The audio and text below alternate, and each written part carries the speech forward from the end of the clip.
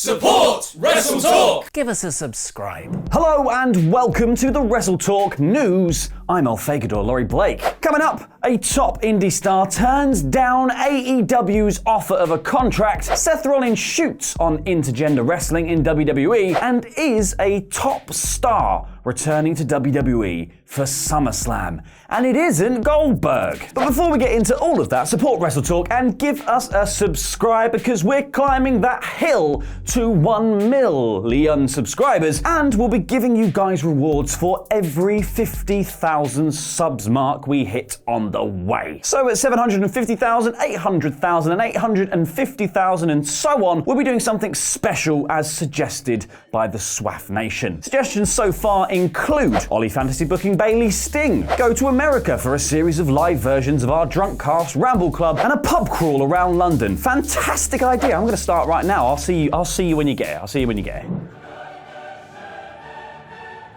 Just kidding, I've got the news to do and I wouldn't dream of leaving it so I could go and just get drunk. But I will drink while I'm doing it.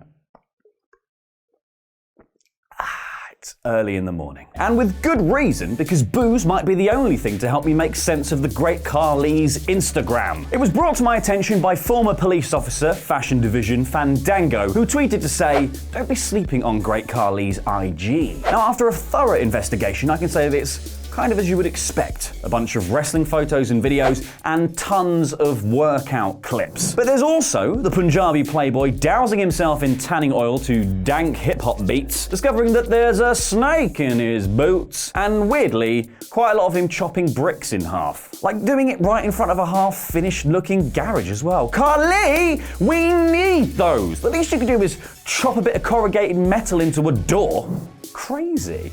From chopping bricks to blocking chicks, or whatever this big blue furry freak is meant to be. Because Matt Riddle got to throw the ceremonial first pitch at a ball game between the Tampa Bay Rays and the Miami Marlins. Wait a minute, you're telling me that thing is meant to be a ray, like a stingray? No. Riddle, being an absolute bro, not only pitched the ball at maximum velocity, but also decided to give the Mascot a running crossbody, count the 1, 2, 3, and pinch the Mascot's title belt. His first since joining NXT. And maybe starting a feud with a cuddly Mascot is a consolation prize for Riddle, as his Twitter beef with Goldberg never actually got off the ground, did it? Because he blocked him, didn't he? Gretchen, stop trying to make Goldberg happen. It's not going to happen. Thankfully, there is always another ex-WWE star to pick on in the Twitter sphere, and sometimes they choose you. Because a fan tweeted Riddle to let him know why the thing where he has a go at vet wrestlers is actually quite funny isn't a good idea, quoting a passage from the Book of Jericho, one of the many, many books of Jericho. I'd done an interview about my first match with Bulldog and talking about how old and slow he was, just burying him. I thought it was pretty good until I walked back to the dressing room and Bulldog stopped me in front of everyone. What the hell are you doing? Yeah, I'm old and everyone knows it, but I want you to think about this. If I beat you, and I will be beating you, then you just got beat by an old man. If you beat me, and you will not be beating me, and you just beat up an old man. And the Book of Jericho doth say, "Thou shalt never totally bury your opponents." Which Jericho then retweeted with, "Listen and learn, kid." Funnily enough, Riddle took this in his barefooted stride and added Jericho to the list of WCW talent he'd like to take on. What's wrong with these WCW guys? First Goldberg, then Booker T, and now a really boring wrestler who hates barefoot bros, Lance Storm, and last but not least, Y2J. It's almost like you all want to get beat up before you retire. Listen and learn, bros. Cheeky face gif thing. So funnily enough, the WCW guys don't seem to be so keen on the one-sided Matt Riddle feud that they don't know they're in, but thankfully for Matt, Ray's up for a rematch, isn't he? This I gotta see.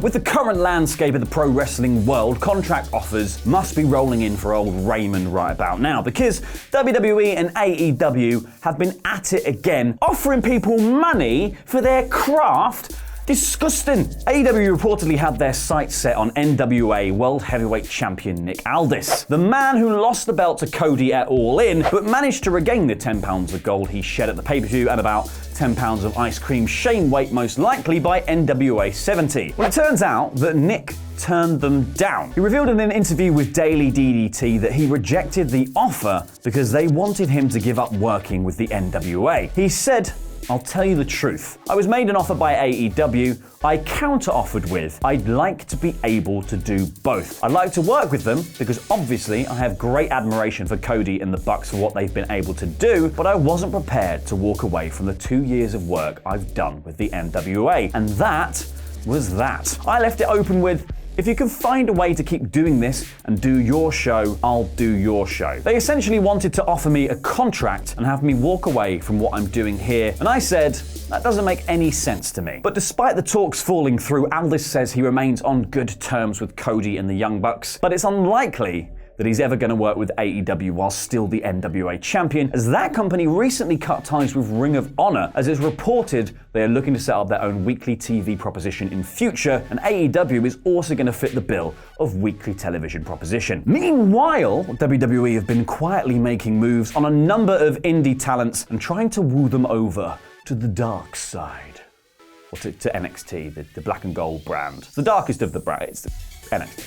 According to the Wrestling Observer newsletter, there has been talk from the company that a lot of big names will be starting with them come September. One of the names reportedly joining the Performance Center will be former Lucha Underground star King Cuerno. Also known as El Hijo del Fantasma in AAA, as of March this year, the Lucha star was released from Underground but also announced his departure from AAA. So, he's definitely free.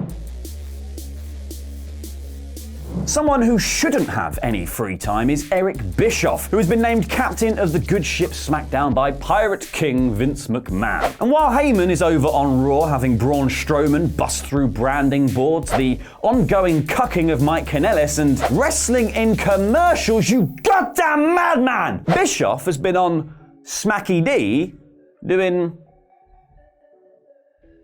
not a lot, really. Nothing. According to the Wrestling Observer, since coming aboard with WWE, Bischoff hasn't had that much creative input on the show at all. Instead, they've been saying that stars like Kevin Owens and Daniel Bryan are pitching most of their own stuff to the writers, which is great because the KO angle has been fantastic so far, and everything Bryan has been up to since his heel turn has been awesome the last couple of months.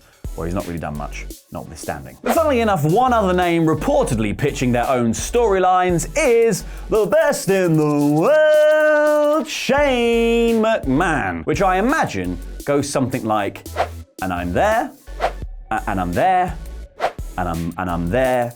Surprise! I'm there, it's me, Shane.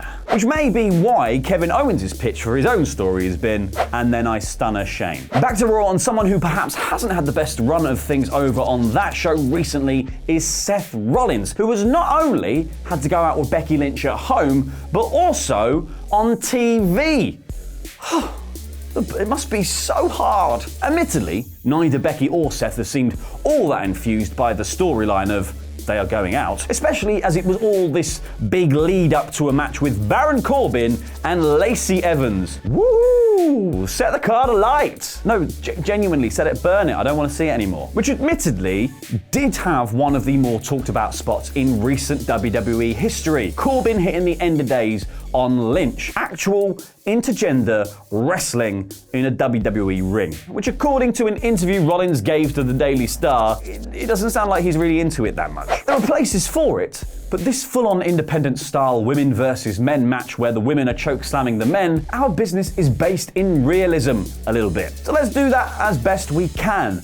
I think let's live in a reality a little bit here. Meanwhile, Bray Wyatt hosts a kids' TV show alongside manifestations of his own shame and cosplays as Corey Taylor. But actually, I do agree with Rollins mostly here. He went on saying, I'm not saying women aren't as good as men because that is not the case. But there is a reason when you go to the Olympics, there are men's and women's sports. There is a reason you have men's and women's soccer, men's and women's basketball. It is not that they aren't as talented or that they are not as good as athletes, but you just need to break it up. There are women out there who are incredible. Whether we're going to have full-on intergender matches, though, we may get there, but it is going to take some doing. And I think that's actually fair in terms of WWE's product, because intergender wrestling can make sense if the story backing it up allows you to believe it's a fair fight. Ronda Rousey stepping into the ring with Triple H at Mania was an awesome moment of character building, but also felt legit because it's Ronda freaking Rousey. Whereas Nia Jax versus Dean Ambrose, which was a floated feud, likely to punish Moxley for leaving, wouldn't have exactly done anything to advance the cause of intergender wrestling, would it? Neither does couples bouts, if you ask me personally. And that's all I gotta say on the matter. Woo, spring break. One thing that does always seem to advance WWE's cause, though, is the careful deployment of legends. And apparently they're bringing another one back for SummerSlam because freaking Goldberg just ain't enough these days. Not enough lockers in the world to feed his head to. That's a weird sentence. According to PW Insider, WWE will be bringing back Kurt Angle for SummerSlam, which makes sense because he looks lovely in floral summer prints and as a big golden condom. Now, whether these reports are damn true though, remains to be seen, and it's kind of hard to work out in what capacity Angle will be returning to WWE if they do manage to draft him in, because I could see him being deployed as a cheap pop at some point during the 6-hour show to kind of rouse the fans around that sort of 4-hour slump, or maybe he somehow factors into that reported Ziggler versus Goldberg match, which somehow already includes The Miz and Shawn Michaels as a roundabout way of bringing Bill back. The Rube Goldberg method of booking. The first trailer for WWE 2K20 has leaked. Head on over to Screenstalker to see Ollie and Pete discuss at length with prestigious guest Jahendra. Oh, nice little posh party going on here. So Macho Man and Eddie. Yeah. To CCW. Velveteen Dream! Velveteen Dream's in it. Oh, it's the big dog. He's hitting on Seth Rollins' girlfriend.